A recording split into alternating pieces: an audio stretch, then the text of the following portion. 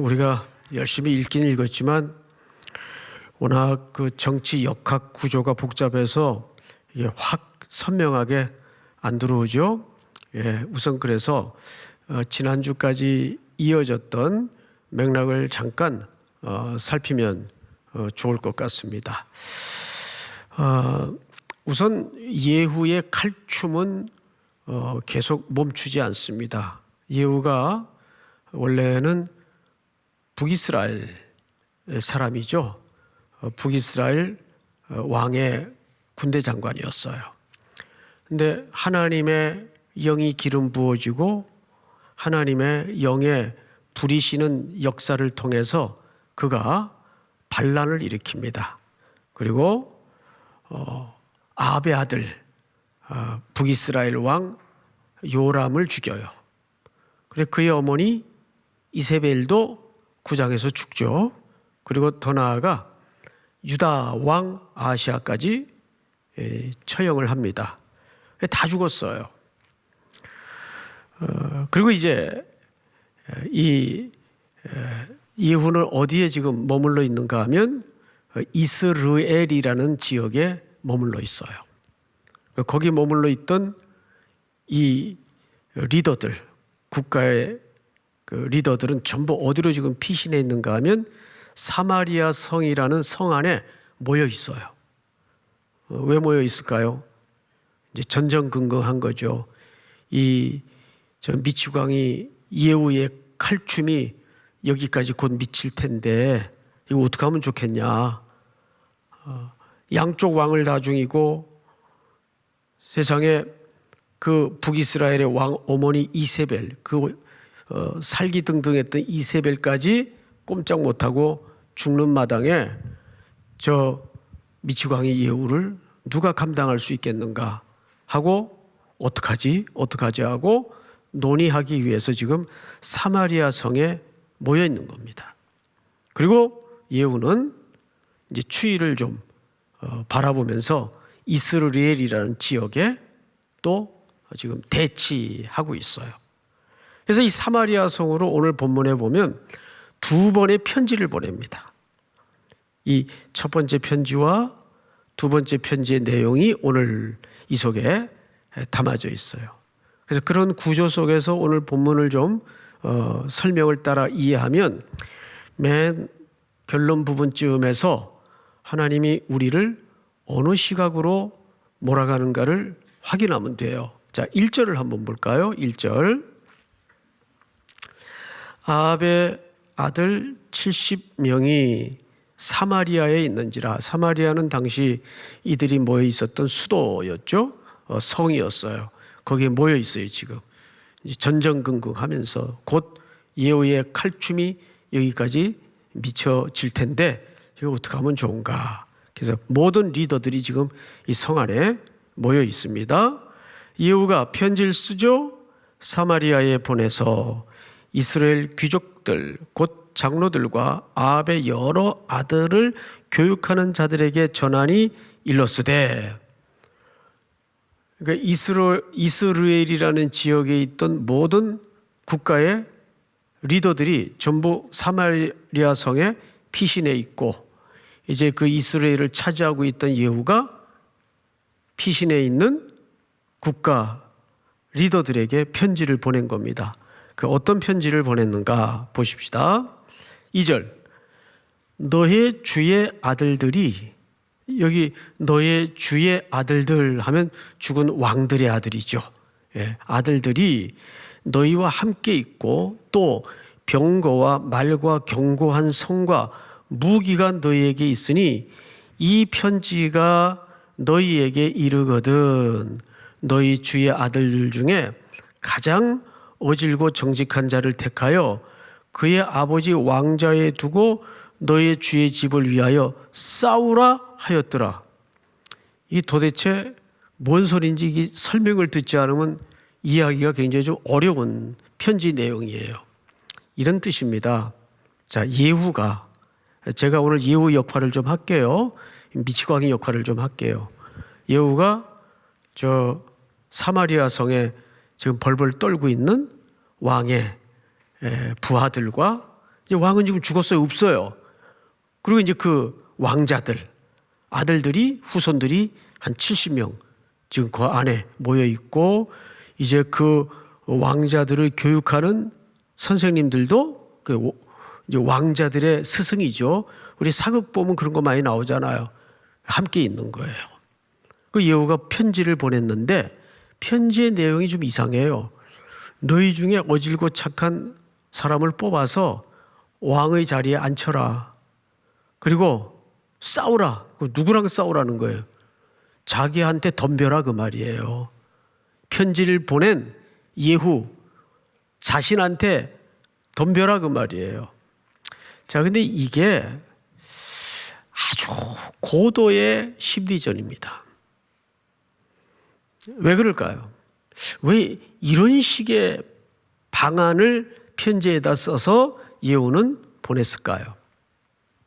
자, 사실상 여기에서는 고도의 앞으로 자기가 정권을 부여잡으면 펼쳐질 정치에 대한 고도의 심리전이 담아져 있는 거예요. 어떤 심리전일 것 같습니까? 우리는 요즘에서 대통령 선거만 다가오면 좀 정치에 귀를 기울이지, 보통 사실 경제 생활하기 바빠서 정치에 많이 관심들이 없잖아요. 그런데 이번 선거판을 보니까 정말 투표해야 되겠고 정말 기도해야 되겠더라고요. 예, 나라가 어디로 갈지 참 아슬아슬하고 불안하고, 그러나 우리가 한 가지 확실히 믿는 거 있죠? 주권은 누구에게 있어요? 뽑혀질 대통령에게 있는 게 아니에요. 하나님께 있는 거예요. 자, 이 예후가 그런 편지를 쓴 데에는 아주 복합적이고 유심히 살펴보지 않으면 눈치채지 못할 복선이 깔려 있습니다.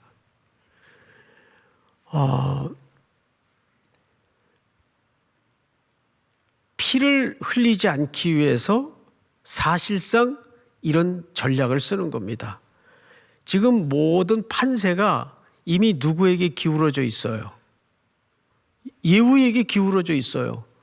유다의 왕도 죽고 북이스라엘 왕도 죽고 그 왕의 어머니 이세벨도 죽었어요. 그리고 예후의 지금 상태는 거의 사이코예요.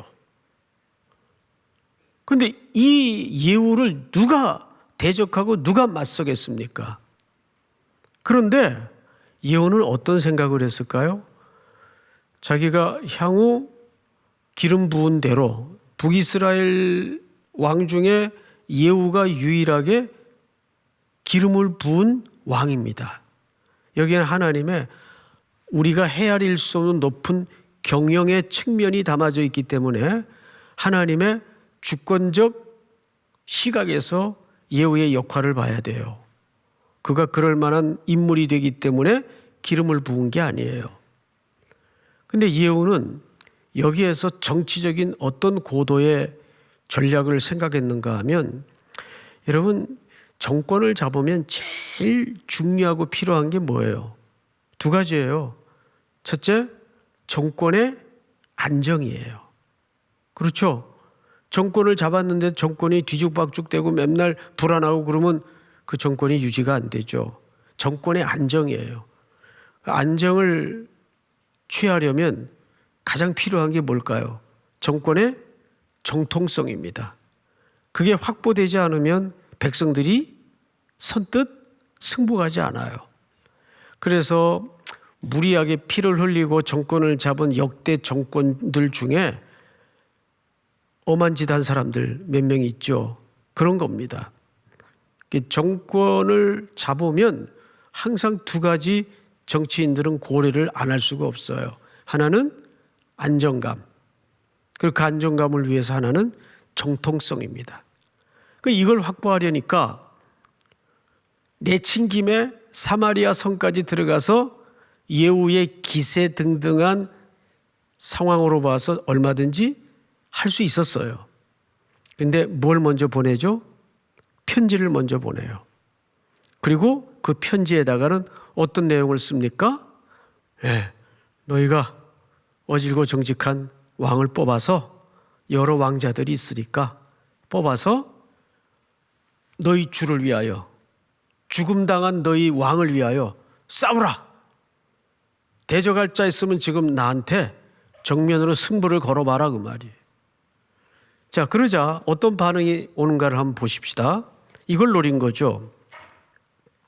4절 그들이 심히 두려워하여 이르되 두 왕이 그를 당하지 못하였거든요. 두 왕은 죽음당한 유다 왕과 북이스라엘 왕을 얘기하는 거예요.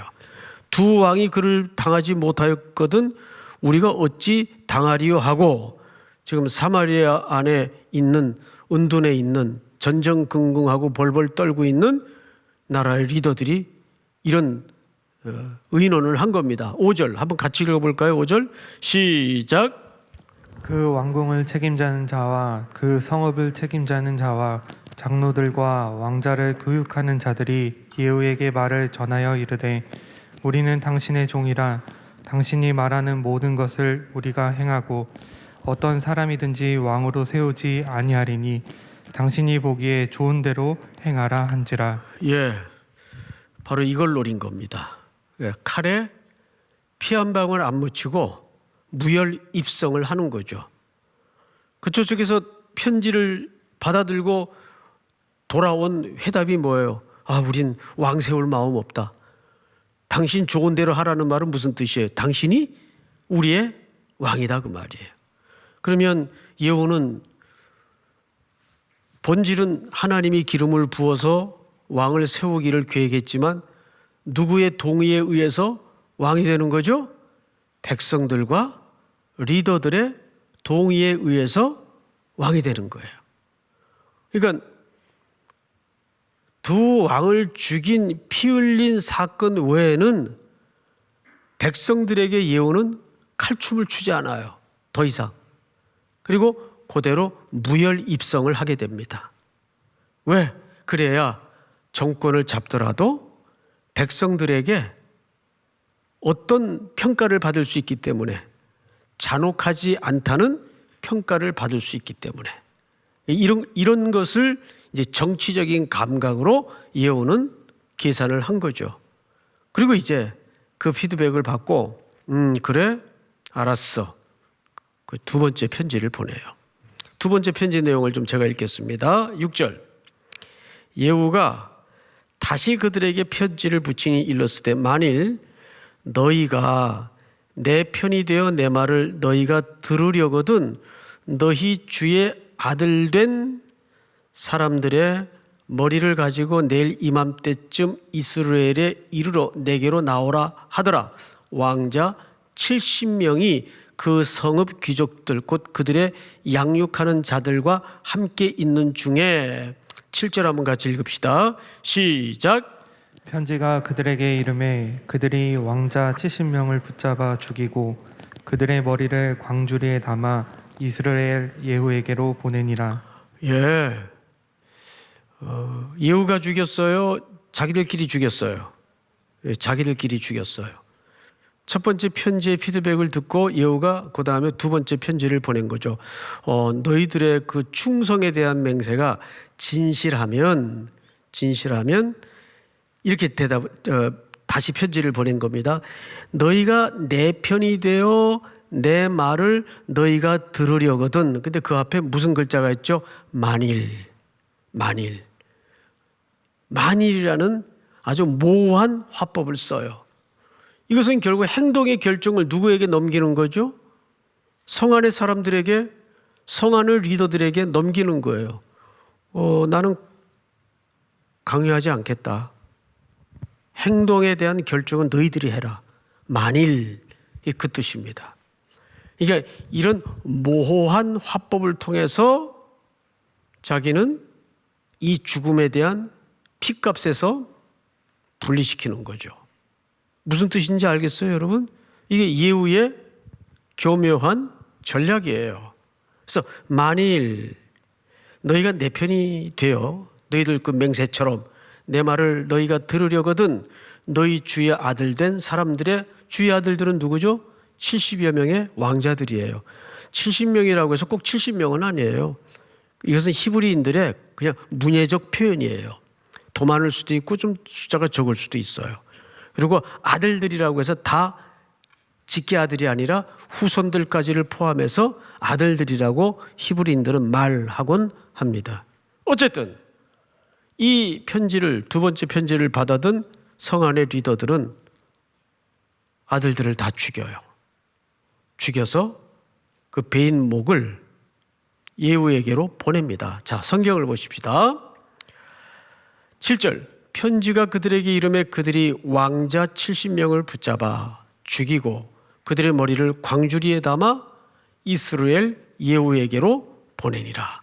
자, 이렇게 끔찍한 사륙이 벌어지는데도 이 피해 사실상 원인 제공은 예후가 했지만 어쨌거나 형태적으로는 예후의 칼에 피를 묻힙니까? 안 묻힙니까? 안 묻힙니다. 피를 묻히지 않아요. 그리고 또 보십시다. 8절, 사자가 와서 예후에게 전하여 이르되 그 무리가 왕자들의 머리를 가지고 왔나이다. 이르되 두 무더기로 쌓아 내일 아침까지 어디에 두라?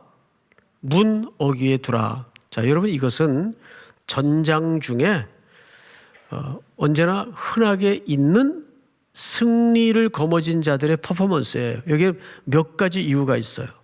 첫째는 뭐냐 하면 권력의 공고함을 과시하는 측면이 있어요.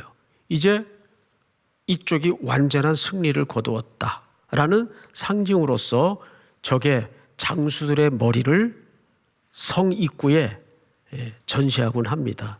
두 번째가 뭐냐면 앞으로 누구든지 이 판세에 대해서 이의를 제기하거나 또 반란을 도모하는 자는 여실하게 이와 같이 될 것이다 라는 경고의 측면이 있어요. 그리고 마지막 세 번째로는 앞으로 내가 결국 왕이 될 수밖에 없는데 협력해라. 땀만 품지 말고 협력해라. 이런 복합적인 퍼포먼스가 바로 오늘 이 기록의 내용이에요. 머리를 성문 어귀에 둡니다. 자, 성경을 다시 보십시다. 9절, 이튿날 아침에 그가 나가 서서 뭇 백성에게 이르되 너희는 의롭도다. 나는 내 주를 배반하여 죽였거니와 이 여러 사람을 죽인 자는 누구냐. 이게 기가 막힌 얘기입니다. 자, 앞을 보세요. 우리 화면으로 예배드리는 분들도 지금 9절 전까지 8절까지 도무지 무슨 소리인지 이해가 안 되겠다. 그런 분 안 계시죠? 예. 이렇게 열심히 설명을 했는데 이해는 다 되시죠? 그런데 사실 가장 오늘 난해한 표현 중에 하나가 9절입니다. 이 말을 누가 하고 있어요? 예후가 하고 있어요. 그렇죠? 예후가 하고 있잖아요. 예후가 어떻게 얘기했나 제가 다시 한번 그 뉘앙스를 좀 살려서 읽어드리겠습니다. 다시 읽습니다. 제가 이튿날 아침에 그가 예후가 나아가 서서 뭇 백성에게 이르되 너희는 의롭도다. 나는 내 주를 배반하여 죽였거니와. 여러분, 예후가 내 주를 배반했다는 말은 누구를 죽였다는 얘기예요? 요람, 아합의 아들 요람, 그리고 요람의 어머니 이세벨을 죽였잖아요. 근데 그거를 지금 백성들에게 시시해도 현찬을 판인데 오히려 더 조금은 뻔뻔스럽게 공개시켜버려요. 본인이 다른 사람이 얘기한 게 아니고 나는 내 주를 배반하여 죽였거니와. 여기에는 어떤 심리가 깔려 있을 것 같습니까, 여러분? 이게 뭐죠? 자기의 행위에 대한 정당성을 공개적으로 확보하는 코스입니다. 즉 자기의 그 행동은 하나님의 신에 의해서 이루어진 일이라는 것을 이렇게 백주대낮에 백성들에게 공공연하게 자기가 스스로 드러내는 거예요. 나는 하나님의 영에 붙들려서 이 일을 한 것이다. 그리고 또 보실까요? 9절, 이 여러 사람을 죽인 자는 누구냐? 여러분, 여기서 이 여러 사람은 어느 시체를 말하는 걸까요? 그렇죠. 사마리아 성에서 목배임을 당해 운반된 요람의 70여 명의 왕자들의 머리입니다. 근데 이거 누가 죽였어요? 사실상 본인이 죽인 거 아니에요. 그런데 누구냐라고 백성들에게 묻고 있어요, 지금. 그러면 팩트는 예후가 죽인 게 아니잖아요. 본질은 예후가 죽였지만 누가 죽였어요? 성 안에 자기네들끼리 자중질환이 일어나서 예후가 두려워서 죽인 거예요. 이걸 보통 우리가 요즘 흔히 하는 말로 정치인들이 잘 쓰는 화법 중에 하나죠. 유체이탈 화법이라 그래요. 자기는 그 문제에서 빠져나가는 거예요. 누가 죽였느냐? 자기가 죽였어요. 근데 그렇게 말하지 않아요. 그러니까 이 죽음에 관한 한 철저하게 자기 칼에 피도 안 묻히고 이 죽음에 대해서 자기는 완전히 분리시킵니다. 그리고 또 볼까요? 10절 그런즉 이제 너희는 알라 곧 여호와께서 아합의 집에 대하여 하신 말씀은 하나도 땅에 떨어지지 아니하리라. 여호와께서 그의 종 엘리야를 통하여 하신 말씀을 이제 이루셨다 하니라. 여러분 실질적으로 열왕기상 21장을 좀 볼까요? 열왕기상 21장 여호와의 말씀이 디셉 사람 엘리야에게 임하여 이르시되 너는 일어나 내려가서 사마리아에 있는 이스라엘의 아합 왕을 만나라. 그가 나봇의 포도원을 차지하러 그리로 내려갔나니. 다음 절 너는 그에게 말하여 이르기를 여호와의 말씀이 네가 죽이고 또 빼앗았느냐고 하셨다 하고 또 그에게 이르기를 여호와의 말씀이 개들이 나봇의 피를 핥는 곳에서 개들이 네 피 곧 네 몸의 피도 핥으리라 하였다 하라. 다음 절 다 같이 시작. 아합이 엘리야에게 이르되 내 대적자여 내가 나를 찾았느냐 대답하되 내가 찾았노라 내가 내 자신을 팔아 여호와 보시기에 악을 행하였으므로 여호와의 말씀이 내가 재앙을 네게 내려 너를 쓸어버리되 네게 속한 남자는 이스라엘 가운데 매인자나 노인자를 다 멸할 것이요. 여기 중요한 본문이 하나 있습니다. 네게 속한 자. 아합에 속한 모든 자는 이스라엘 가운데 매인자나 노인자를 다 어떻게 하리라고 되어 있죠? 이거 누구의 예언이었어요? 디셉 사람 엘리야의 예언이었어요. 근데 이 예언의 성취가 놀랍게도 누구의 칼춤을 통해서 성취됩니까? 아합의 칼춤을 통해서 성취됩니다. 그러니까 여기서 뭘 얘기하냐면 그 얘기를 또 예후가 자기 입으로 얘기를 해요. 엘리야의 선지자의 말이 이루어졌다. 자, 성경을 다시 보십시다. 이렇게 돼 있어요. 10절 그런즉 이제 너희는 알라 곧 여호와께서 아합의 집에 대하여 하신 말씀은 하나도 땅에 떨어지지 아니하리니 여호와께서 그 종 엘리야를 통하여 하신 말씀을 이제 이루셨다 하니라. 이루어졌어요? 안 이루어졌어요? 예, 그 도구로 예후는 쓰인 거예요. 그리고 이제 마지막 절을 제가 읽습니다. 예후가 아합의 집에 속한, 여기 아합의 집에 뭐가 나오죠? 아까 속한 그 표현이 등장을 하죠. 이스라엘에 남아있는 자를 다 죽이고 또 그의 귀족들과 신뢰받는 자들과 제사장들을 죽이되 그에게 속한 자를 하나도 생존자를 남기지 아니하였더라. 여러분, 지금까지 이 과정을 통해서 우리가 두 가지를 기억해야 돼요. 하나님은 억울하게 죽임당한 말씀을 붙들고 지키다가 나봇의 포도원에 대해서 설명을 드렸죠. 포도원은 남한테 넘길 수도 없고 돈 주고 사고 팔 수도 없어요. 왜? 그래서 하나님이 분유하신 땅이기 때문에. 나봇이 그것을 왕의 명령임에도 불구하고 거절했던 것은 아까워서 주기 싫어서 그런 경제적인 의미가 아니에요. 하나님이 우리 조상적부터 우리 가문에 허락한 자기 분복이고 분깃이었어요. 그런데 거기다가 채소 심어서 먹으려고 왕이 선량한 농민의 밭을 빼앗아요. 그것은 곧 왕으로서 채통이었거나 서민의 재산을 마음대로 강탈한다는 그런 못된 행실에 대해서 징벌을 하는 게 아니에요. 뭘 무시한 거죠? 하나님의 율법을 무시하는 거예요. 누가? 아합의 집이. 그러니까 더 근본적인 하나님의 명령에 순복하느냐 순복하지 않느냐가 그 기초입니다. 하나님은 그것을 역사를 넘어서 무섭게 추적하셔서 결국은 예후의 칼바람을 통해 그 원수를 보복하세요. 갚으세요. 그리고 우린 두 가지를 기억해야 돼요. 첫 번째, 하나님의 말씀은 늘 신실하세요.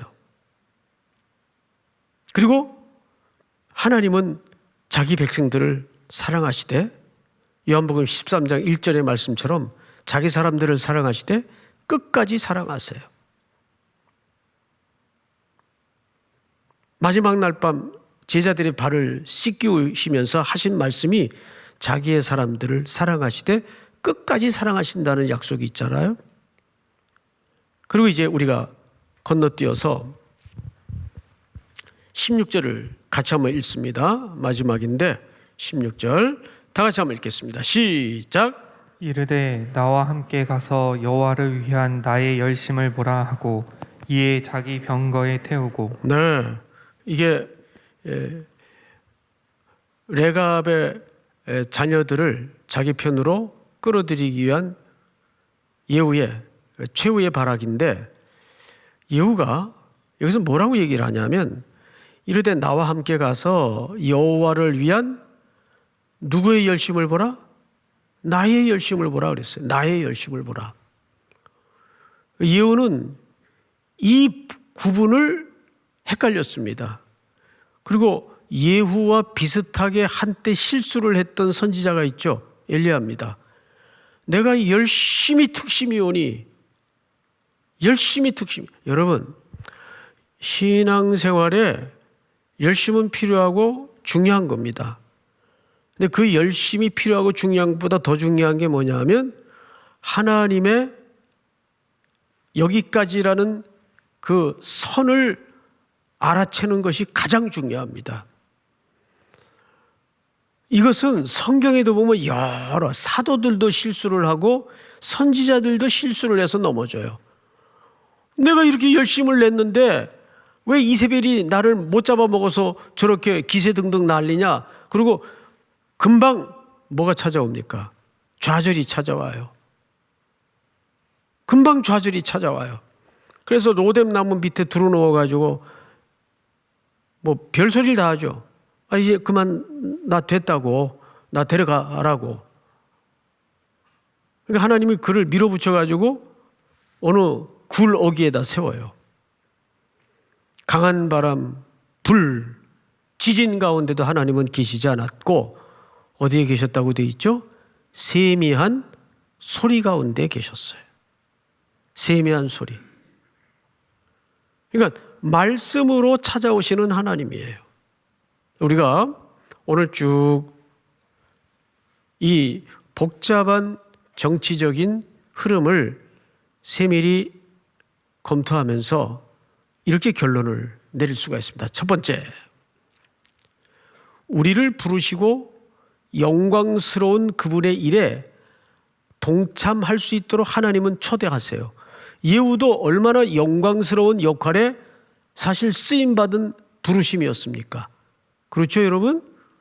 그의 역할은 분명 하나님의 경영 속에 이루어졌고 예후는 그렇게 쓰임받기 위해서 기름 부어졌던 인물이에요.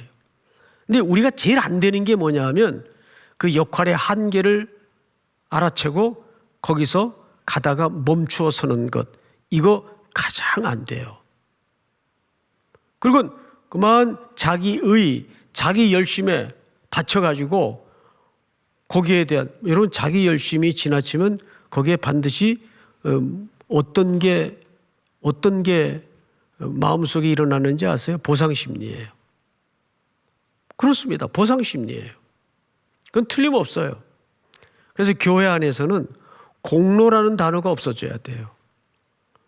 내가 이만큼 헌신했는데, 내가 3.1교회 청춘을 바친 세월이 몇 년인데 이제 이런 마음이 들기 시작하면 이거 이제 큰일 나는 거예요.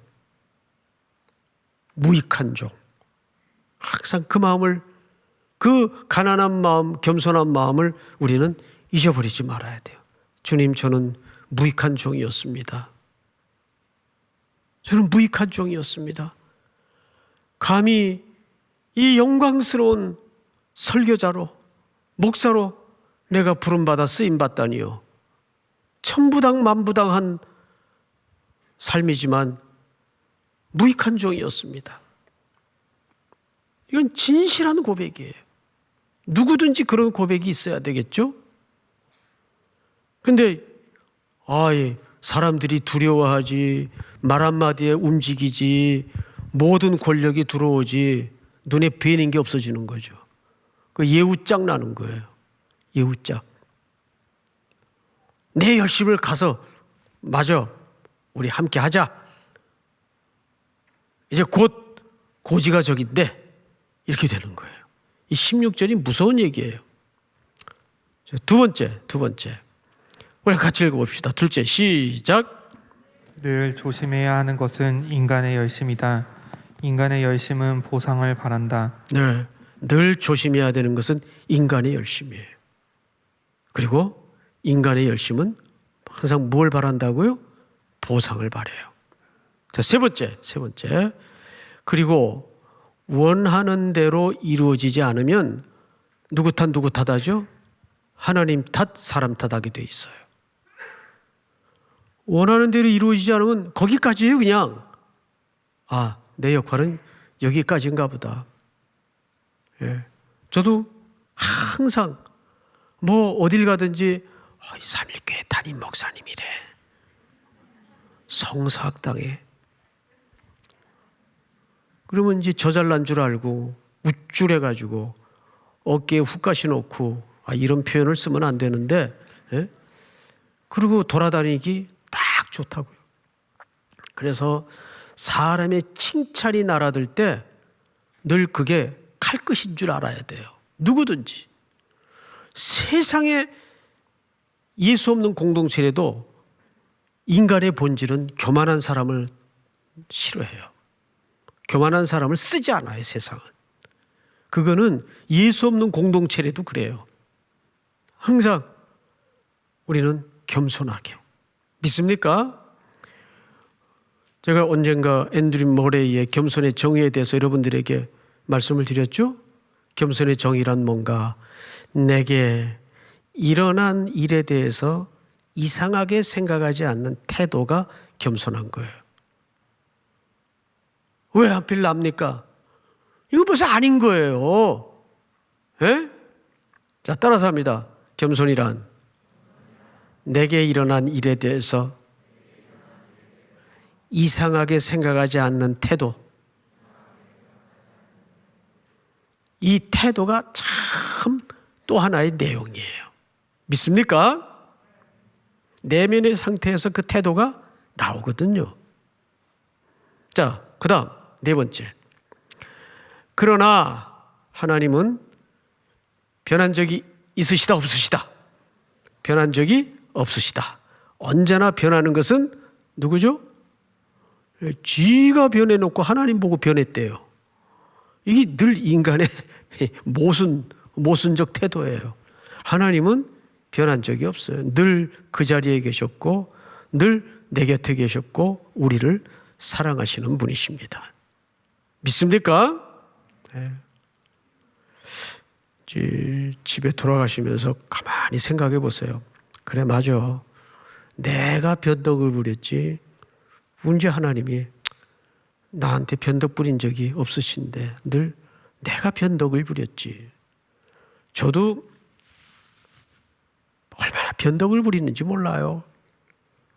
겉으로 보면 그냥 가만히 있는 것 같지만 속에 12번도 변덕을 부려요. 이럴까 저럴까, 이랬다 저랬다. 그래서 우리 부교육자님들이 고생을 많이 해요. 예.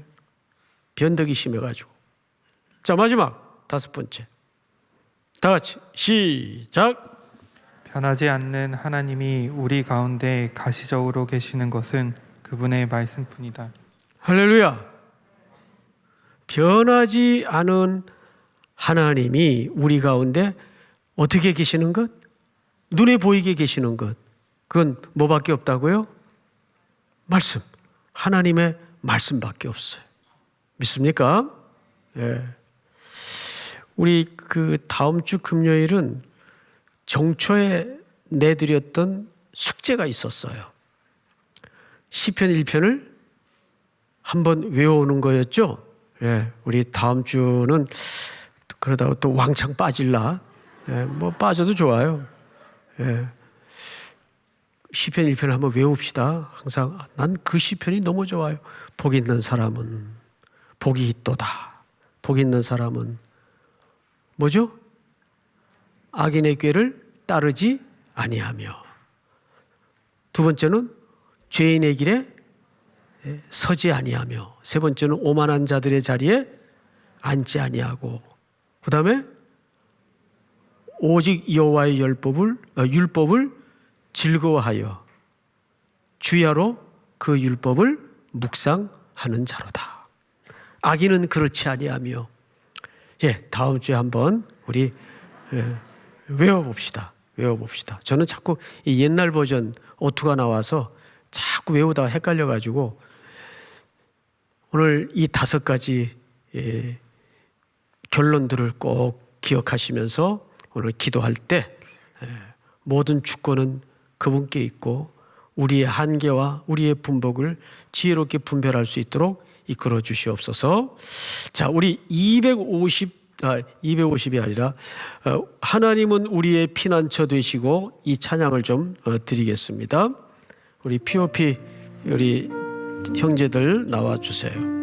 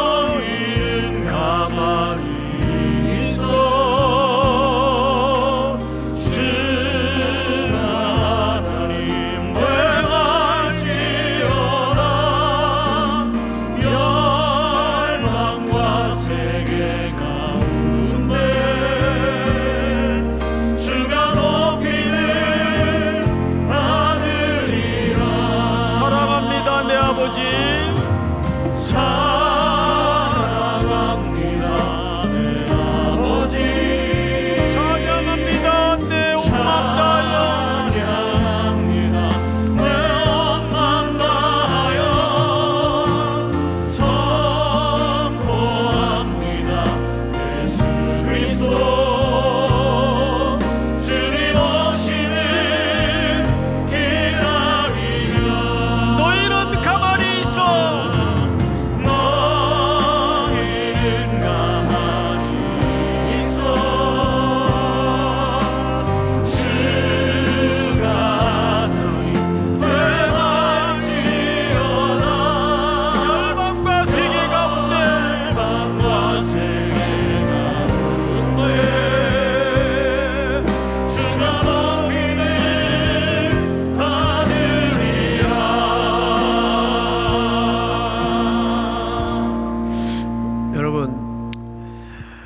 금년에 우리 교회적으로 우리 공동체가 가장 큰 기도 제목이 있다면 또 내면을 위한 기도도 물론 해야 되겠지만 현실적인 기도는 이제 A관 재건축 기획위원회가 건축기획위원회가 이제 구성이 돼서 오는 주일부터 이제 기도하면서 모이기 시작합니다.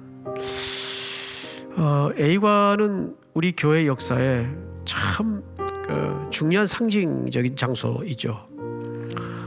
저곳에 꾸며질 공간은 단순한 공간이 아니라 또 지역사회를 위한, 우리가 이 지역에서 50년 넘는 세월을 빚진 마음으로 살았지 않습니까?